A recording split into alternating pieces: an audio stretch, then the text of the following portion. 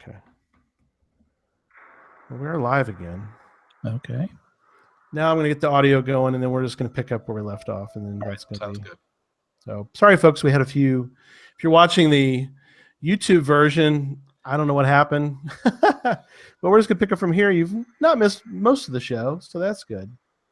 So let's get started. Audio is most important at this point. And there we go. So we were talking about the gift souvenir. And you and I were talking about, was there a gift souvenir? Is there a gift souvenir? Yeah. And so I went and looked, and there is. They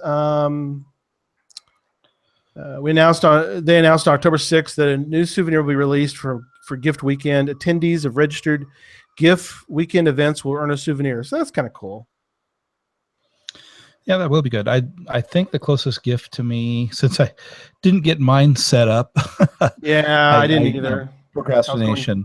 I think the closest one to me is down in the South Bay, which seems to be where most things like that happen. And yeah, I doubt I'll be able to get to it again this year.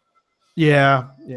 I'm glad they're doing it. I mean, I entered one. It didn't get nominated or didn't make a final. So, yeah. But it was fun making one, and it was a music video. It was a lot of fun. That one was a lot of fun. Yeah. Oh yeah. Thanks.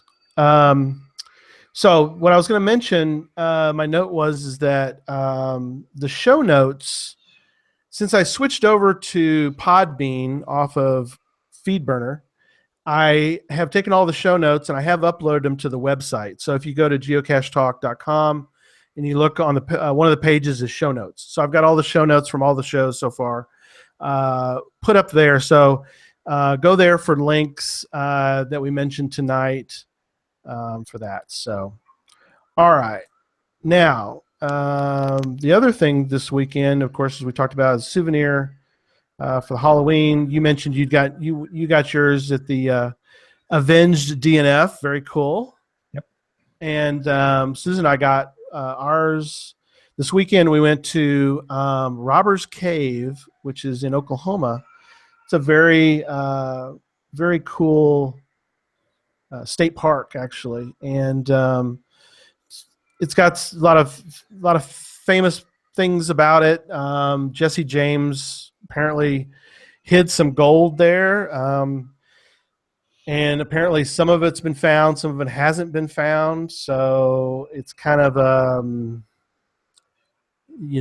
whether it's still there or not, nobody knows. Some people go hunt for it, but anyway, his brother Frank James came and got a portion of it, I think, and they claim there's more there. But anyway, it's a fun park to go to, state park, and kind of a crazy rock formation thing you can climb on, and we did that, and then we went out, traipsed into this trail, and got one more cache. But let me tell you, Doug, it wasn't that far, but it was really hard to get to the location. I was hoofing. I mean, I was tired, and we got to it finally. We had to go off the trail to get to it, and then thankfully, Slinky Mama saw it, and I was like, "That's great. Let's sign this thing. Let's get back to the trail because I am beat." It was a long, arduous hike to get to, but it was fun. We had a good time doing that. Well, that's good. Yeah, I can relate to those long, arduous hikes.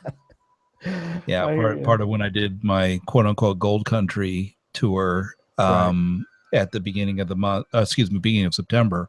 The last cache, which was the mystery for all the other caches we had found, was down I really can't call it a box canyon because there was another end, but it was up and back because it was by the border of the park. So, okay. And so we went down to get it, and then we had to climb back out to get back to where our cars were. So wow, okay, yeah, I know exactly. Yeah, you've got a few more hills in your area than around here. Now, there's some hills where we were up in Oklahoma, but not much around here hill wise. Terrain wise is not too difficult around here. So, Okay, and then I'm going to mention another news item is this treasure coin. I'll show it with our spooky. So there's the coin. This is the coin that let me cover up the trackable. There's the other side is a kitty. There we go. Geocat, and this is the coin that Chris Williamson is selling. These are for sale. They're $25. An interesting thing about these coins, if you buy one, is he will get you access to the movie before it comes out, which I think is kind of cool. So if you think about it, you're buying sort of a movie ticket, kind of, along with a cool coin, and the money that goes to this that's going for this coin, plus you get a cool coin. His plan is he's going to, whatever he raises with this in the movie, he's going to make another geocaching movie. So I thought that was kind of cool. It's almost like a collectible movie ticket, a souvenir ticket. Mm-hmm. Oh, absolutely. Yeah, there aren't many of these, by the way, either. So if you're kind of into rare geocoins, that's a really rare one. Yeah. So that's really cool. And so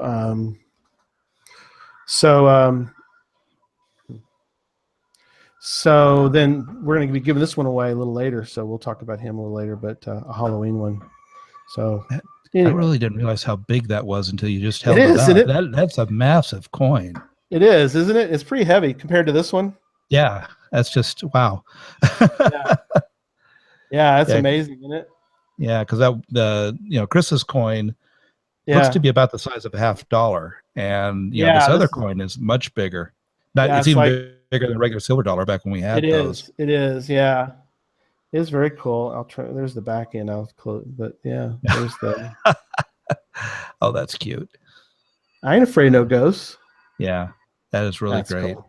Yeah, that's that one's was provided by IB Geocaching. We'll get to that. We'll get to the giveaway in a little while. So anyway, all right. Well, now since we've already sort of had our tricks today with podcast issues, but we're podcast issues, a different time. How else can we trick these people? I know we're really kind of really causing problems. Susan came in again, so I don't know if they're not able to get to it, but that's okay. We're going to continue on because the show must go on.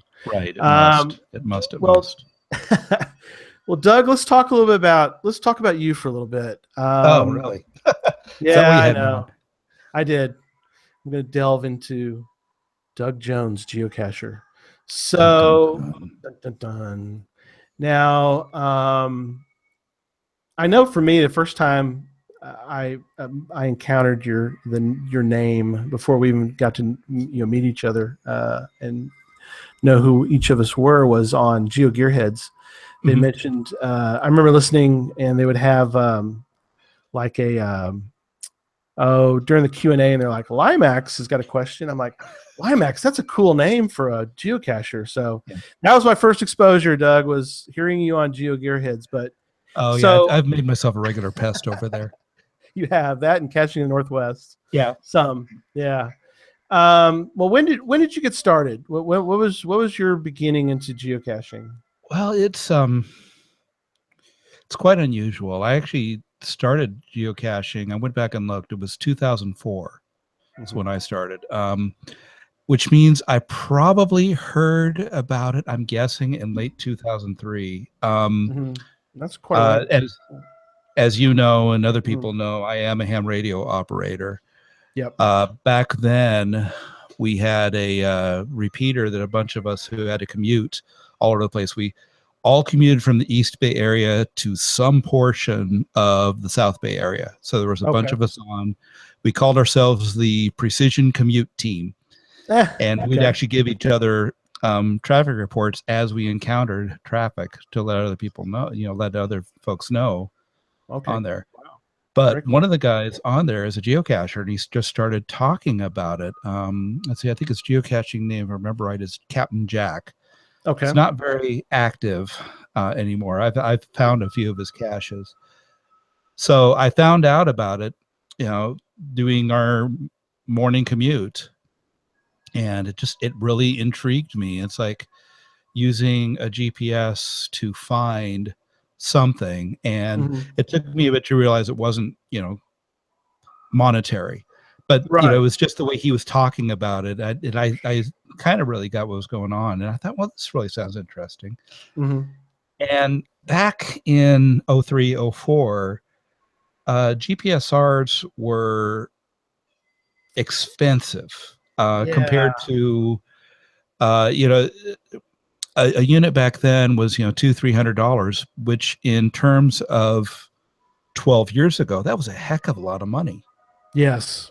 And so I was going back and forth with my wife about this, and it's like, well, I'll just keep on looking on eBay, see if I can find one.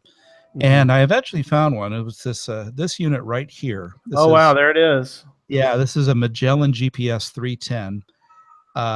See if I can turn it. It's fine. Yep. There we go. It's Ha! good.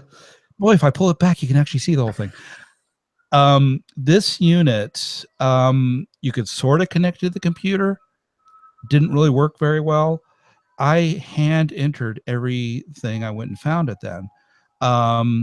It had only two decimal places of precision after the minutes. Yeah, and so So that means what does that mean to total? Because I mean it's kind that of like means our I first really unit too. had to look at the larger area. Yeah, I was gonna say I forget what Yeah, one the last second of the digits. So you're looking, you know, I'd be that's looking at like 0.53, something 0.53, and whether it was 0.530, 531, 532, I would do that. And actually, I can't remember if I used to round or not, but Mhm. it was. And even with this, I was highly unusual. I never printed out my geocaches. I found out about paperless geocaching really fast, really early. Mhm. I had a handspring visor, which I downloaded Cachemate onto it, Okay, that's a and like so a PDA. yeah, it was a PDA, Oh, handspring visor. It's like a Palm Pilot, same right. same Gotcha. same So you operating system. so you download it that way you'd have it with you. So like Slinky Mom and I, we would print them. Yeah. And then as we went, if we did 7 in a day, we were like gangbusters. But she would make notes on each one, and then, like you said, she'd mark whether we found it or didn't find it, Hmm. what we took, what we left, and then we would take them, and we would that night when I got home, I'd pull up on the computer and enter them in.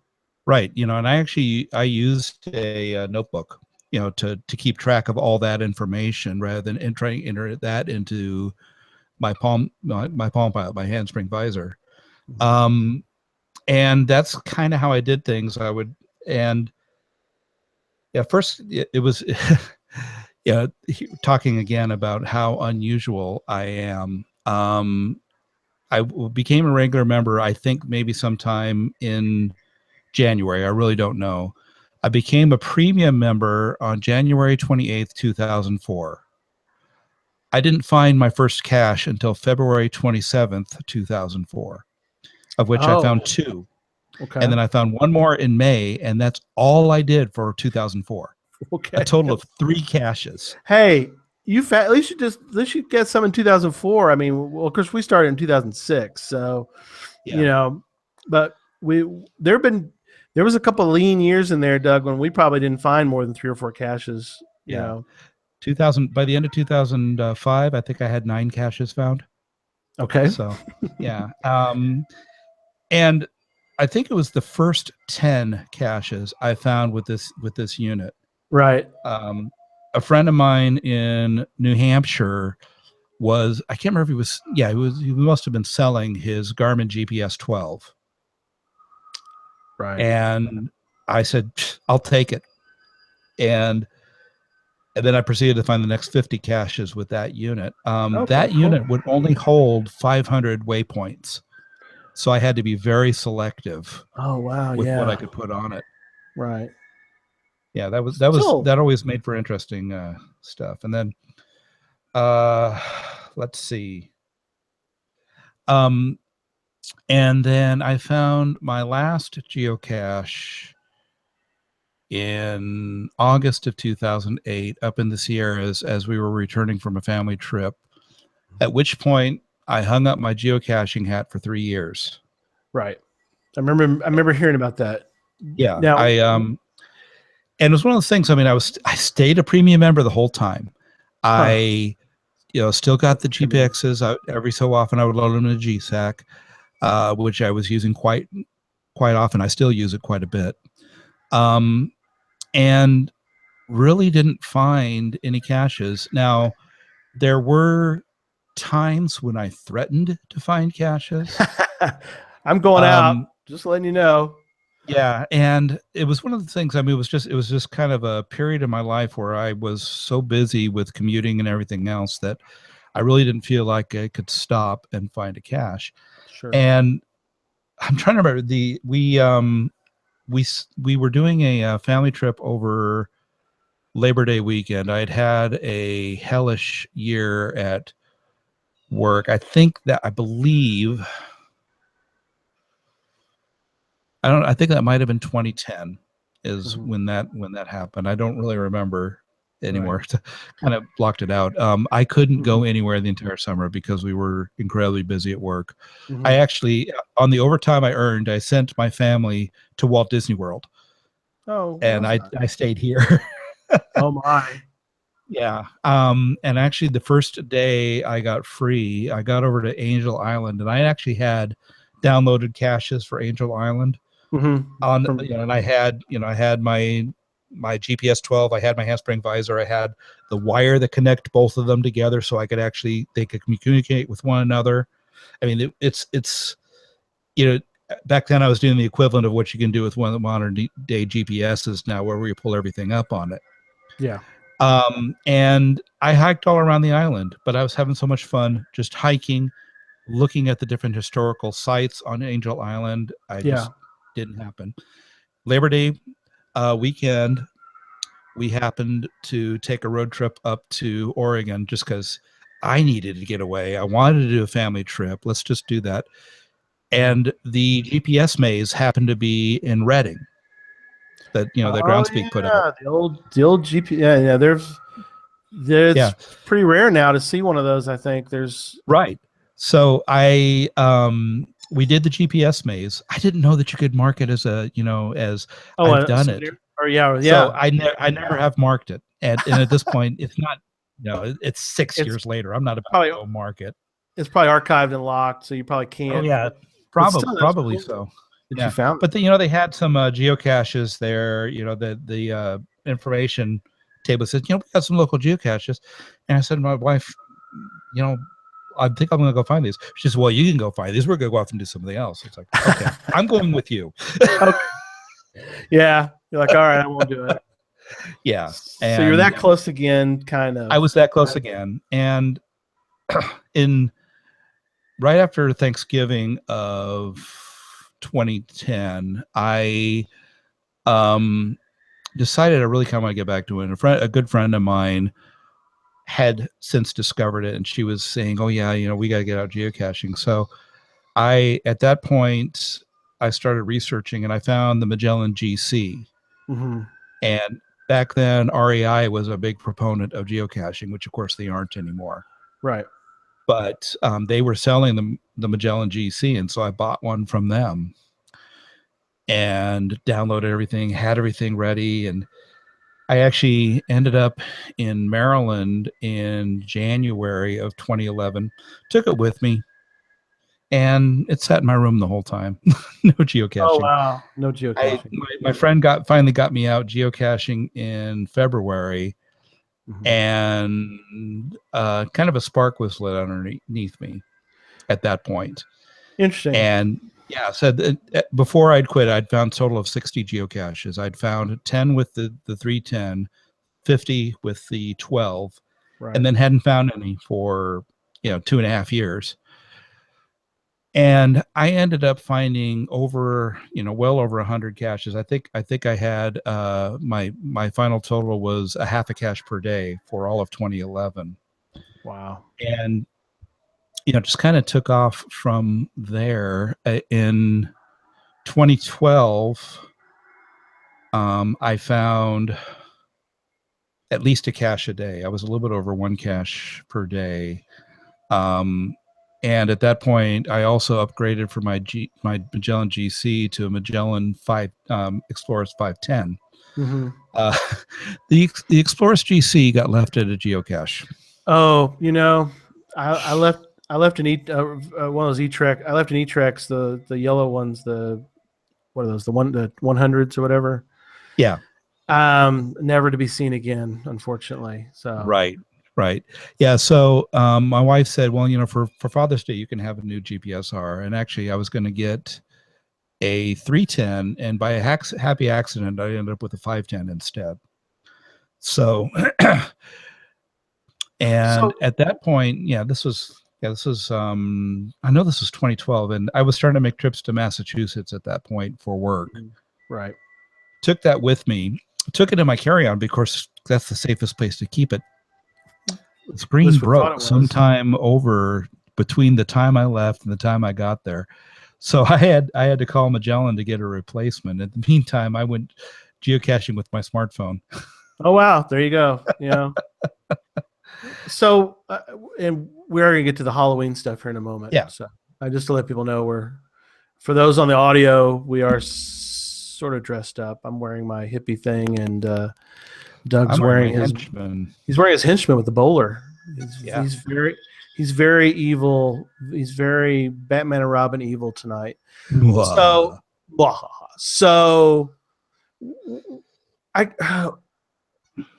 overall, what do you think? This may be a tough question. What do you think led you back to geocaching, and why do you think now that what does geocaching mean to you, I guess, today versus back when you started, and why do you think that it means what it means to you today? Well, I think for me, part of the problem back then was the fact there were less caches to find. Sure.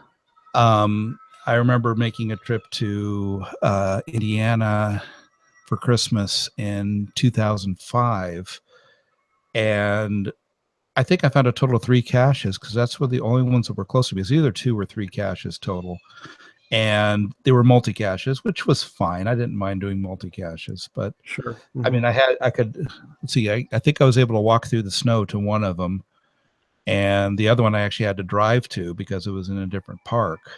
But and I just really wasn't seeing a lot of what I thought were really, I don't know, good hides. Sure. But yeah. I think. Sure. Are you more select? Do you think you're more selective today? Or, I mean, will you do, or yes, some and no. people? Okay, because I was gonna say, because for Slinky Mom and I, we want to find the really quality ones, but we don't mind finding a camoed pill bottle on the side of a road kind of thing. Yeah, and these days, I mean, after 2013, when I burned myself out again, I've been a little more selective, and it's only when I say, oh, I just feel like I need to go geocaching today. Yeah, I go out and do it. 2013, that's the year that I filled in my calendar. Chris of the Northwest just went through that same thing, and I think he's going to be a little better off than I was. Because 2013, it got to be towards August, and actually I had August already filled in, and of course that was the year of the 31 days of geocaching. Yes. I wonder how many people burned out on geocaching after. It seemed like those kind of things are the things that really burn people out. Is I've got to find a cache today. I'm so sick of finding one cache a day for 31 days. Yeah, and I was able to do it all. I mean, we were actually on the way back. We were up in Idaho.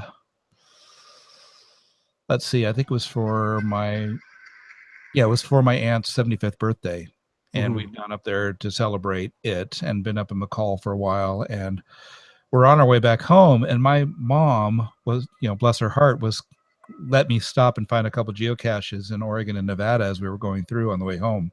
Mm-hmm. But it's it was one of those things. But I'd already found all the caches I needed to. But the fact was, oh my gosh, there's a souvenir this day. It's August. I got to find it. Well, you survived that, and then like you said. So I guess coming up to the present moment, you would you say then? I mean, you're kind of you're okay with where you are geocaching wise, as far as you go find what you want to find. When you don't want to, you just don't. It's kind of like us. If we don't think today is a good day to go out, we just don't go out. Right.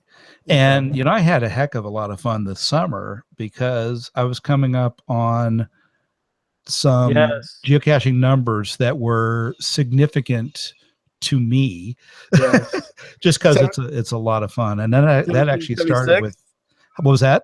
1776. 1776 being one of them. And actually that started with cache number 1492, which I found Oh, on that's Earth Cache awesome. Day. It also happened to be Columbus Day or an Almost Indigenous Person's Day, whatever you want to right call when it. you want to call it down. That's cool. And Yeah. then So it's like, 17. okay, I found that on that date. And then 1776 came. I was like, oh, I got to do I that. could do it on 4th of July. You got Yeah. to. And actually, I think it was cache number 1834. I actually found a cache with the word Morse in it because that was the year Yes. that Samuel Morse invented Morse code. So, That's I mean, awesome. it's just little things like that. And then, I did, for caches 1848 and 1849, I did caches with the word gold in them because Right, for the gold rush California. here in Mm-hmm. California. Yep. And then on admissions day this year, which was Mm-hmm. September 9th, California was admitted in September 9th, 1850. Right. So I said, well, I'll just go ahead and I'll find a cache by the Capitol up in Sacramento, number Yeah. 1850. And then I got to thinking about it. So wait a minute. California had 4 state capitals. Oh, yeah. So I found caches number 1850 and 1851 as close as I could to where the Capitol site was in Right. San Jose. Cache number 1852, I found closest that I could to the Vallejo Capitol site. Now, Site. I'd actually already found the one closest to the site. There's Mm-hmm. actually a plaque commemorating that. I found it as part of a geo tour or a geo trail, excuse me, on my birthday with my sister. So it's like, okay, well, I got to find the next closest one. It That is actually was awesome. it was also a significant one because it was connected to Mare Island, which was Mm-hmm. the first naval base on the West Coast. Oh, was it? Interesting. I did Yeah. not know that. That's very And cool. then 1853, I found in Benicia at the actual Capitol building because it's the only other one that still exists. The building's still there. Yeah, it's building's still there, and boy, is that a wonderful tour! If you can get, if the docent who was there when I was there is there, it's definitely worth the price of admission. He knows everything about that building and just showing us around. It was a lot of fun. Well, very cool. Yeah, and Very then cool. 1854, I did find up in Sacramento by the by the but those were the years that each of those, that's where Yeah. they met. And there was actually one other date, and I'm not even going to worry about it. 18, I think it was in the 1860s, where, Mm-hmm. and I'm already past that number anyway, Mm-hmm. where Sacramento was flooded, and so that year the legislature met in San Francisco. Oh, okay. Tempered So for a while. Oh, neat. Okay. yeah. Very But cool. and since then it's like, okay, I found a few caches here and there, but there again, I'm not gung Yeah. ho finding them. It's like I went and found one this weekend just because I happened to be somewhere nearby where I could find one. It's like Earth Yeah. Cache Day. I didn't find one that day. I was with family the whole day, and that was Yeah. much more important Oh, yeah. than trying to find Earth Cache on Well, a day. I mean, if it was the weekend, I might have been able to work it in.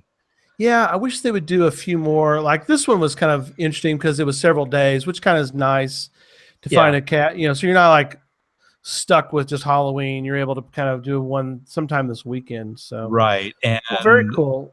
yeah, and So, I actually did say to ground speaker, geocaching.com, whatever they mhm, want to call themselves, yeah. why is this only one day? And they sent me to the blog post. This is why it's only one day. It's because we have always had it as one day, and that's what it's Oh, going to be. It's like, okay. yeah. Okay. You're not really giving me a No, thank true you. answer. Yeah. Not a true answer. Well, Yeah. let's delve into some Halloween geocaches. So we're gonna talk for a few minutes about this trail, and I'm gonna show it on the screen for YouTube viewers in the future, since we're having some YouTube issues tonight.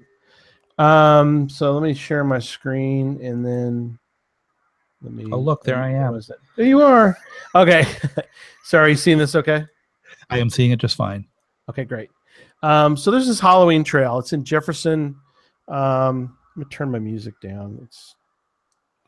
I got the ambient music going here. I'm going to turn it down just a touch. Okay. Halloween trail. We found this. Slinky Mom and I were in Jefferson, Texas. Jefferson is a very interesting town. We don't really have time to get into all the details about Jefferson, but it's an interesting. Go read a little bit about Jefferson, Texas sometime. It's a fascinating time. But the lady there, she created this tour. It's the Halloween Trail. So let's pull up let me go to a larger map and I'll show you. It's kind of, I guess we'd call it a power trail. Mm-hmm. Would you call this a power trail? Well, the one down below, yes, I call that a power trail. A power trail. This one's actually this one right here, along this road here. This is actually the Halloween Trail. Yeah, I figured it was, as it had the smileys on it, but yeah. I had to say something about the other snake-like one there. Yeah, this one's a power trail too, but it's all dirt roads. And back then, my car probably would not have survived very well. Yeah. Along that trail. So you could see that we found quite a few on this little power trail, but we didn't find them all. So we can go back and do some of these other. There's Halloween number 15. I think it goes all the way down to 27. So there's 27 on this. So anyway, so that's kind of a fun little tour we went on. And so I'm going to show you some of the, let me close some things here. I was going to show you real quick let me close that one too. Show you some of the items you can find. Here's some of the geocaches. There's one of the geocaches right there. Oh, that is just outstanding. Isn't that cool? Yeah, I'm assuming it's a container in the base of that, but that's yeah. So wow. So you get off the road and you go hunt, for that, and it's for those on the audio, it's a tombstone, says "Stay Scary," and very well done. I don't know. I assume she found that and turned it into I'm sure she'd found it and turned it into a geocaching container. That would be my guess. Yeah. I know there was one I found that was actually just kind of hidden some bushes, and somebody had taken one of the one of those tombstones that you could just get, like a foam tombstone, and just stuck it behind that just for something different. Sure. Here's another one that was converted into a geocache. So wow. Yeah, kind of neat. Yeah, I think you want to do that one during the day. Scary pumpkin. Yeah, we did these during the day, but I think it'd be fun to do these obviously at night, because you don't have to traipse too far into the woods, but you do have to go into the woods for a lot of these. So I think it'd be a fun trail to do actually on Halloween as a group. There's a white the white bat. Oh, neat. Yeah. She was attached a bottle to it, but anyway. So it works. Yeah, it works and very fun. She had some that really, to me, were very tough, and we just didn't find them. But anyway, but we enjoyed it. So again, they're in the show notes. You can take a look at them. And then I left a couple other notes in here, and then we're gonna get into the ones that you put in there, Doug, as well.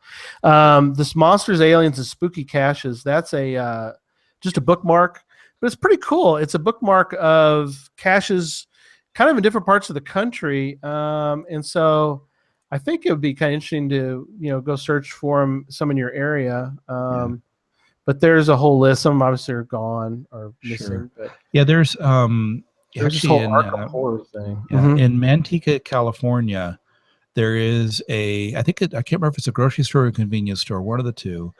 But they've decorated it inside as if there were aliens taking it over. And so they've got like a big spaceship inside of it, and they've got, the green aliens here, there, and everywhere. And it's a virtual cache. Oh, okay. So that was we found that one a while back. But it's a puzzle cache. It's a whole series called Arkham Horror. So that's kind of cool. How Lovecraftian. Yeah, I like the interesting. All right, so and then last one that I had was I I don't know. It's we had talked briefly before the show started about the Halloween or challenge caches. This is a challenge cache, and it's been around for a while. 2014, so before moratorium, I guess. Um, right Well, if it before the has something to do moratorium, with I think. descriptions, then definitely it's before the moratorium. Yeah. So what you do is you're supposed to find 25 distinct caches, which has one of these words in them, and they're Oh, all Halloween words. of course. Um, so that's kind of neat. It's something different to do, is to kind of hunt for these words. And then, of course, some people are really good about they logged, That right there all looks like a the Project C list. this one right here. The person did, yeah, Yeah. because this is probably recently found. Yeah, see 8/3/2016. So they Yeah. finished this by using that exactly. Now, Yeah. what's interesting is some people did. This person hand wrote it. That's neat. Yeah. Way to do it. Yeah. So and they found their requisite, I wouldn't say prerequisite, their requisite 25 caches. So Right. I don't know, cool idea for a Halloween themed challenge cache. So Sure. anyway, all right. Well, we've got some that we're going to show that you have notes on. Right. This one's called the Dublin Pioneer Cemetery. Yeah. This one here, this was pretty neat. This is a multi-cache, Okay. and this is in a historic cemetery in Dublin, California. And with this one, we actually had to go around to different grave sites and get information off of the Oh, different sites, oh, cool. and Yeah. then using that to find the final. I actually got my kids to do that one with me because it was a little more historical. Yeah. Yeah, that's It shows you all yeah, the that's stages. That's very yeah. cool. Yeah, that's an interesting way to do it. Is to have so you would have to travel around to were they all Well, in it's the just same six. area? It's all six different sites. If you scroll back down, you can see they're on the map. Right here. They're all Yeah. within this little cemetery, and the cemetery itself is not that big. Oh, okay. Yeah, but it's the Dublin Heritage Site. They've got a museum Mhm. and some other things there Oh, as very well cool. as the cemetery. Yeah. Oh, that's a Yeah, good but it's idea. yeah, it's a lot of the historical figures from Dublin were buried here. Oh, okay. So Oh, yeah, wow. Uh, yeah, this one, Harlan family. How many weeks plus one did the Harlan family split with the Donner Party before the fated Donner Party was trapped? That's right. interesting. Yeah, I think that one, if I remember, it was a plaque as opposed to an actual gravestone. So Oh, okay. yeah, Yeah, that looks like an interesting location. yeah, So, all right. it's been a long time since I found that one. Yeah. Here's one. It's a graveyard cache. Yeah, this one here, yeah, Still I bad. mentioned Captain Jack earlier. This is by him, Oh yeah. and this was actually I can't remember. I don't think I actually had to go physically into the cemetery to find this one. This one's on the outside Oh, okay. of the cemetery, and Oh wow. it's a neat one. There again, this is the Pleasanton Historic Cemetery. This is the old cemetery in Pleasanton. Oh, okay. I like touring the more historic ones if I can Sure. see it. Yeah, I It's agree a with you. Yeah, and this is actually one I go by. I drive by on my commute quite a bit when I'm Right. when I'm doing it. So it's a fun one. Yeah. Yeah. Some good photos here of different things, like you said. Yeah. Benjamin I Beal. mean, you look at the monuments they got there. They've got and the crypts Mhm. and everything else. You could tell it's an older cemetery.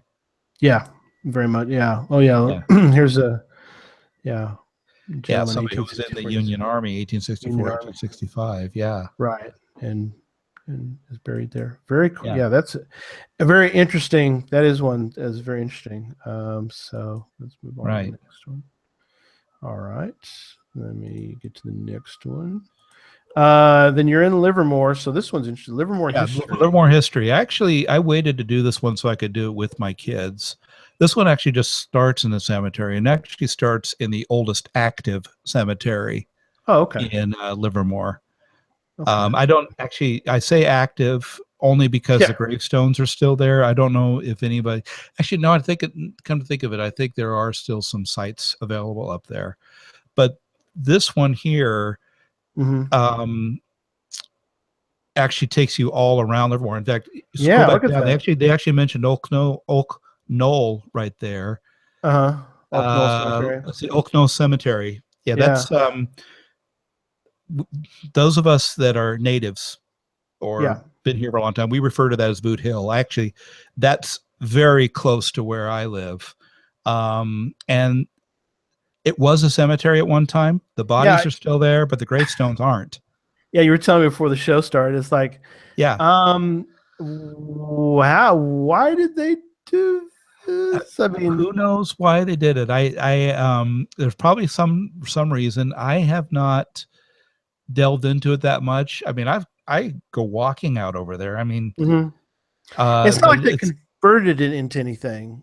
They no, just it's a removed park. everything. But I Right. mean, the park it's a hill, and so you can't like have a playground or anything like that. It's just Oh, very strange. unfortunately, it's kind of where the homeless people hang out some now. Well, but I'm thinking that to me it's got to be. I mean, it probably isn't as rare as I think it is, but Yeah, it seems to me that just for example, one of my first thoughts before we were talking before is just genealogical. If you're doing any kind of genealogy record searching, it's always helpful to go to a cemetery because you got data that's right. there. I mean, you've got verifiable, you know, data that's sitting right in front of you. You can take a picture of it.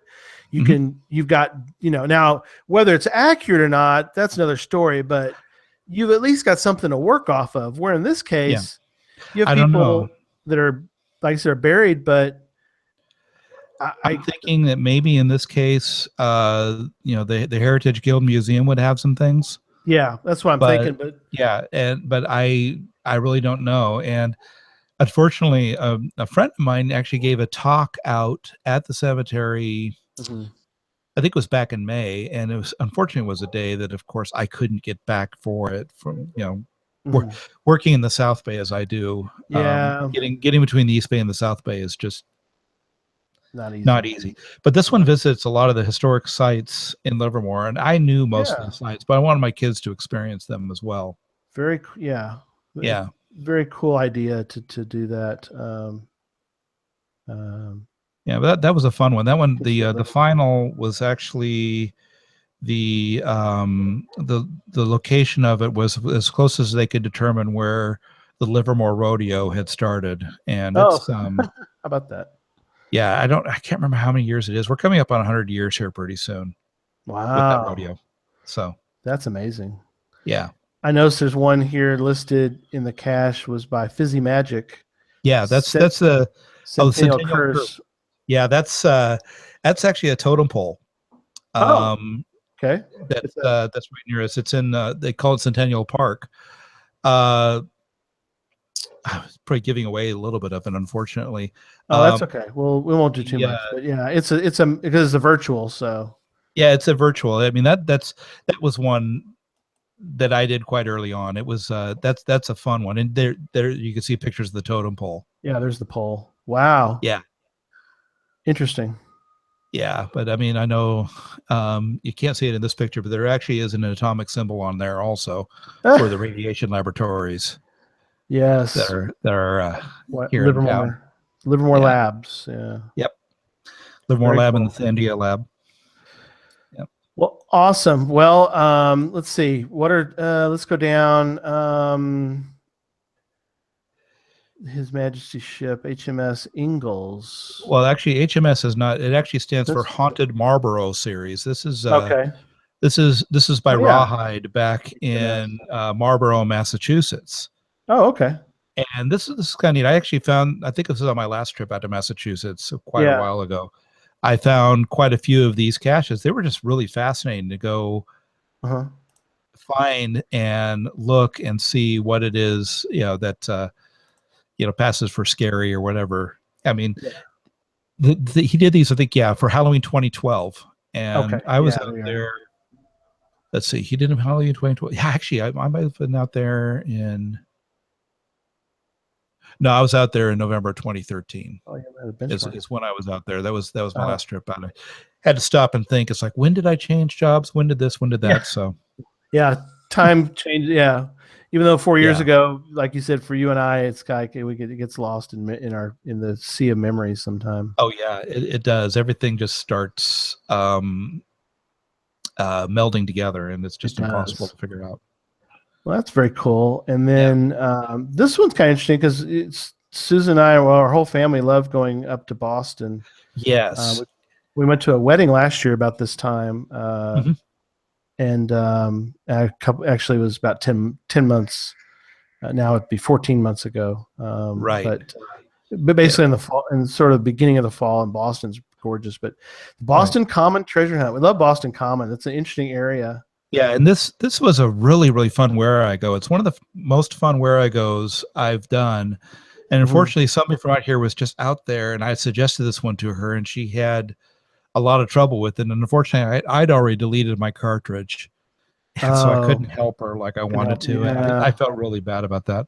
But the reason I included this one, Hmm. part of the Boston Common used to be a cemetery. Yes, I think I do remember that. I Yeah, and do. it's And really kind of funny because it's where the kids' playground is now. oh my, whoops. At least from I did the Freedom Trail tour Yep, from the people there, and I think that's what that's she said is great. that used to be a cemetery. Wow, yeah, So love that. Love that area. yeah, Just a great area. yeah. Um, Plan M, not Plan M from outer space. This instead was of the Plan 9. second one at this Plan particular M. cemetery. This is down in Fremont, California, and there again, it's an older cemetery. Sure. There used to be a multicache there hidden by Marky and Joni way Hmm. back when, and it's since been archived, unfortunately, because uh, they did a lot of construction there. They added in a street and put some houses in behind the cemetery, Oh which wow. actually made it easier to park at the cemetery because the only way you could get into it before was to park up the street. Mission Boulevard, which is where this is. Uh-huh. There's no parking on the street, Right. and the only way the cemetery was up this long set of stone steps because Huh. it's kind of up on a hill, Yeah. and that got archived, and it was really kind of funny because I went and I tried to look for the gravestone from that multicache, Yeah. and I couldn't find it. Oh no. So, but it's fun finding another cache in that cemetery. Yeah, I gravitate towards cemeteries quite a bit, and I didn't put all of the ones, of course, I found in cemeteries. I was We up did. in We do too. We Woodland, like. California for a month. Yeah, we like the cemetery caches. Like you said, you get a little bit of history. They can be kind of unusual. A lot of times they can be really good hides too. I mean, not all of them, but some of them can be Right, good. Um, right, so and especially in Texas, there's not a lot of pretty much the entire state's private property. Don't ask right. me how this occurred, but everything's private property here. So parks and cemeteries are the premium. Those are the primo Mhm. spots for geocaches because they're public locations. So anyway, so yeah, that one's very cool. I like the photos that they added into Yeah, that to the that kind of cache. added for it. It was really neat, and I think you can tell by the Yeah. pictures what the final container actually is. Yes. Yes. That's All very right. cool. So That this one. last oh Did I, did I no, I must have put the maybe not. So as we go to this one, maybe. oh no one of let's see if the armor coin the armor came up. So if you there you could scroll on where it says one of McCall's best right there, recently spotted. Yeah.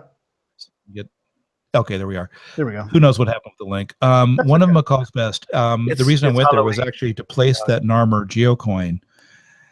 And I actually did that over a year ago, which means I'm sure the coin's no longer there. The coin was a coin that liked to visit cemeteries. Okay. This particular cemetery, this is McCall, Idaho, is where this is. Yeah. Looks This like is the commemoration of Smoke Jumper Friend's father, who was also very big into the emergency services up there. It was a Oh yeah. great tribute to this person. Right. We happen to be in the cemetery because we've got family buried there, Oh, okay. Mm-hmm. and so we were there to tour some of the sites, because we were my mother was wanting, just taking us around to some of the different things. I mean, Mm-hmm. I don't know why she chose this trip of all the trips we've made up there. We used to have a family cabin up there a long time ago, and we don't anymore. Sure. Got to be way too expensive with property taxes and everything else. Oh yeah. But so we were just kind of doing some driving around McCall, and as many times as I've been there, I stayed to the main roads. So it's kind of neat going off on some of the side roads, Yeah. when we weren't hanging out at the lake. So Kind of like what, as we always say about where geocaching can take you, because you don't know sometimes unless you go do a little hunting for geocaches. right, exactly, and it's a lot of fun. Yeah. On a side note, yeah, there's all the ones there's all the places. Yeah, Slick Rock, the third one down there. That's Mm-hmm.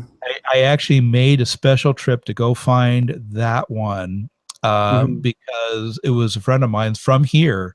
Yeah, he's actually a native of here, like I am. Yeah. That was the first cache he found. Oh, Happened to be this ever, huh? particular cache. So like, okay, Okay. I'm going to go look for it. It's still And I active. actually Mhm. found it. I found his name, his and his father's names in the cache. Very So I cool. snapped a photo of it and sent it to him when Oh, I that's got back great. where there was actually cell coverage again. Yeah, that's a neat thing to do there to help out Yeah, somebody with their but I first. mean, this is Who remembers to do that with their first one? I mean, we didn't remember to do that. oh, Oh, my first one was a park and grab. I mean, the first three I found were all part of the VTA light rail series in yeah. the South Bay. I have still not found them all. I mean, Sure. how many years later? I mean, Interest. I've been Yeah. caching now 12 years Yep. on paper. Right. Right. So Officially. yeah, Yeah. Very cool. Yeah, because for Slinky Mom and I, our first one was actually pretty good in a cemetery. yeah, But I kind of need to go. I'd like to go back sometime and just for old time's sake, just kind of find it and then take a picture of it, because we didn't take pictures for probably yeah. years. Well, I need to go back and take a picture of it because I need to code out of it again, because the notebook that had the code for that one to be part of the series, Mm-hmm. um, it's long gone. So Oh I have to wow. go back and find those three that I found way back in 2004 and see if I can find them. Yeah, it's just I know, so it's on my list of things to do. Oh, I know. We've got those, you know, priorities, geocaching priorities. You got to determine. Like I said, it's like us. Do we want to go back to that area? But we might, because we do weekends like Slinky Mom and I. We just did this past weekend. We went, like I said, to McAllister, Oklahoma, and then over to Robbers Cave. Well, Right. it's something we. And it's her birthday. Happy birthday, Slinky Mama. Happy birthday. Today's her birthday. So I'm sorry she didn't get to be on, listen to the show. She'll listen to it or watch it later. But Yeah. anyway, so for the weekend, and again, this is something we try to do of late is, we found a location we wanted to go to. We went to a wedding Friday night. Then we went up to McAllister's, only a couple of hours up into that area, and then go to Robbers Cave, which is a very cool location. Do some geocaching, mostly, and just hike around. We didn't. There's not a lot in that state park. There's a few, and we did some of them. We did two of the earth caches, and we didn't feel like we had to find, and we didn't have to clear out the whole state park, but we found what we wanted to find, and we enjoyed the weekend. We didn't feel pressure to do anything or complete anything. I think that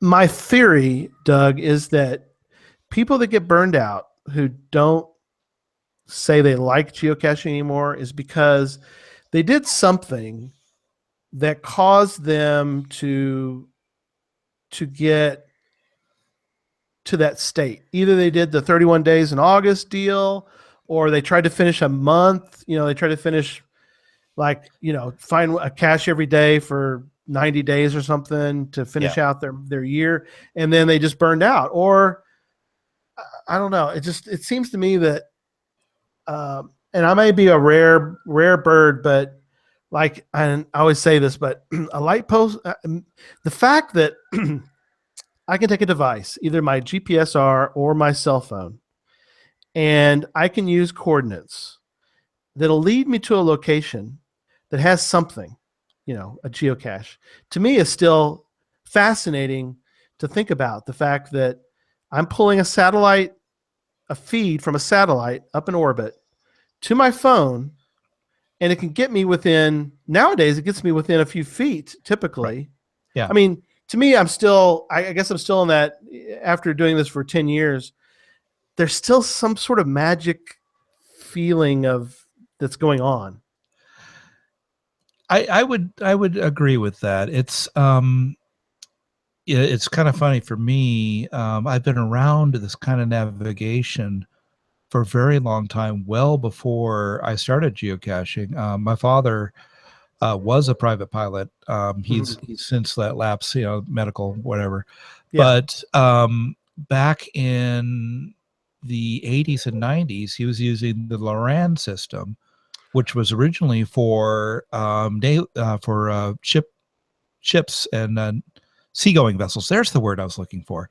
Right. And they adapted that for aircraft. And I remember when he had put the Loran antenna on his aircraft that he has, he built his own. Wow. Yeah, my father, one Very of the cool. last great jack school trade. That's awesome. Yeah, and he and I remember kind of going through this with him, and I saw the box he was going to use. So I've been around it. I do remember when he switched to GPS also, and it was really kind of funny back. I'm trying to remember if I was, well, no, I had to have been geocaching at the time. I think, yeah, it might have been when I was taking a break. I was doing some ham radio experiments one day, and he called me up and said, "Yeah, he had to update the database on his GPS. It was a Garmin also, and Right. with that Garmin, all he had were Macs, and I had a PC, so and he had to use a PC to do it, and so I went over and helped him install those the database. I think if remember I was an airport database that had to be updated every so often, so Right. that he could get where he needed to go, Yeah. and have the more accurate information. But Yeah. I've been around this a very long time, and when I started looking at GPSRs way back in 03, 04, whenever I did, and of course that's all so hazy at this point.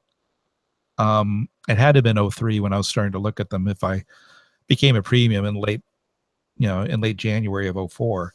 Yeah. It was surprising to me at how expensive these units still were back then. I mean, these days, you can get, well, I think it still would cost you a little bit over $100, but by today's standards, that is so much less than what we had to pay for 12 Right. years ago. Right. And the accuracy has improved, but yeah, Right. no, I Yeah. agree. There's still, but you can get one. I think you can get that E-Trex fairly decent for about $100. Right. And that's why I ended up with the Magellan Explorer State GC. It was the least expensive. Sure. And I did that. It held 10,000 geocaches. So I thought, well, I can do a lot more with that. And I've always been somewhat of a cheapskate. Probably not as bad as Scott Burks, but Well, but for me, shout out to you, Scott. Go Cubs. yeah, go Cubs. But this unit here, I got it for a song on eBay because the guy listed it as a non-working unit. Oh, yeah, remember you telling me so about the that. accuracy Yes. was not working or anything else. So I thought I would take a chance on it. Yeah. And I did. I called up Magellan. And they said, "Oh yeah, you need to do a factory reset on it. Here's how you do it." Boom. Perfectly working. It worked. Yeah, it worked fine. That's awesome. But yeah, I remember taking this unit Yeah. out into the backyard and trying to figure out why it wasn't working right. And Yeah. yeah, we've got it. I was able to, just by calling them up, I got that working, and and it was a good Awesome. unit. I mean, it's Yeah. definitely not working now. I mean, one of the buttons is missing Yeah. completely. Yeah. My I old was one. trying to get to work, and so I was trying to play with that button, and I ended up ripping it out, and Oh well. that was a no-no. No. Yeah, the one my first one, for some reason, even though it's got full power, it can't pick up satellites. So it's pretty Yeah, old. It's like I said, '06, yeah, but well, very cool. We've got a giveaway, and I think I've got an idea of what we're going to do. So you'll need to send me an email to geocachetalk@gmail.com with the answer, and you'll win this coin, which I'm showing, which is very cool. It's a little Halloween geocoin. It's actually trackable. very coppery. Very coppery. Yes, it is. It is trackable. It's very cool. This was provided by IB Geocaching uh, Supplies, best site for geocoins, cache containers, and much more. Can be found at ibgeocaching.com. And instead of doing product review, we're going to give this away. But my product reviews are sponsored by Cachly. Cachly is the foremost geocaching app. Can be found at cachly.com. And so to win the coin, send me an email and answer this question. And that is, during the show tonight, we've talked about several geocoins. The one we're giving away, we talked about treasure, and we talked about another one. And this is what I want from everyone is the name of the coin, geocoin, that Doug mentioned during the show. And as far as we know, still stuck in that cache up in Idaho, I guess. Yeah, as far as we know. As far as we know, but give me the name of that coin to be entered into the giveaway for the Halloween geocoin. One thing also I need to mention, and it'll be on the show notes, but to buy the treasure coin, you need to send. They're $25 per coin. You can buy more than one if you would like. You get you get a free pre-screening of the movie, and you would send that money to usually PayPal is what most people are doing, and you would do it to sunfirefilmsinfo@gmail.com, all one word, and it's in the show notes again if you need more info, but it's Sunfire Films, plural, info, all one word, @gmail.com.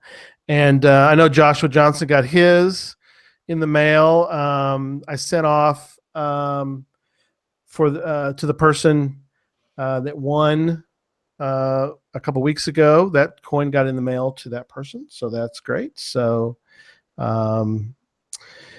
anyway, and so let me mention about coming soon. So next week I'm having on Russ Atkinson. He wrote several books in the Cliff Knowles series, and he's going to give away his latest book called Behead Me. Very apropos for Halloween caching. Very much so. Yeah, very much so. So Russ is going to be on the show next week. Week after that, Jennifer, Team Magic, Team AJK is going to be on the show. We're going to talk, Doug, puzzle creation. So a little different twist on that. Now, what's interesting is I'm dubbing it Puzzle Week, which is November 13th, because she's going to also be on Gearheads that week. So it's becoming... she'll be doing ciphers over there. Yeah, she's going to be doing ciphers. So ciphers there. We're going to talk about how to just create a puzzle cache on this show. So Puzzle Week is 11/13 now. And then 11/20, Antaeus is going to be on with me, Jeff Arbaugh, on 11/20. So, well, that's going to do it for tonight. Doug, thank you so much for being on the show and bearing with our technical difficulties. Oh, it's been a pleasure. I just realized we didn't get to all the questions you asked, had in the show notes for me, only because I started rambling again. That's okay. That's okay. You know what? That gives us food. It gives us fodder for next time, because I'll have you on Food for again thought. at some point. So that'll be fun. We'll talk something else that day, but but yeah, we'll get more stories about we'll get more story time with Limax.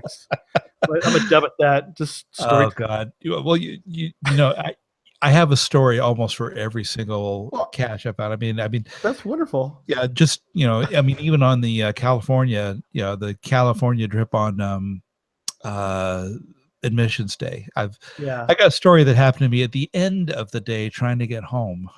Oh my. We like I said, I will have you back on, and we'll talk some of those cool stories. So Yeah. all right. Well, email me for the coin, your guess for the coin, at geocachetalk@gmail.com. Don't forget to follow us on Twitter at Geocache Talk and Facebook at facebook.com/geocache talk. Show can be found on iTunes, Stitcher, Google Play, as well as the Geocache Talk website. Don't forget to click on the subscribe button if you're watching at some point this show, so you can see and hear the show on a weekly basis. Until next week, don't just talk about geocaching on Halloween, but go geocaching. Good night, everyone. Whoa. Mwah.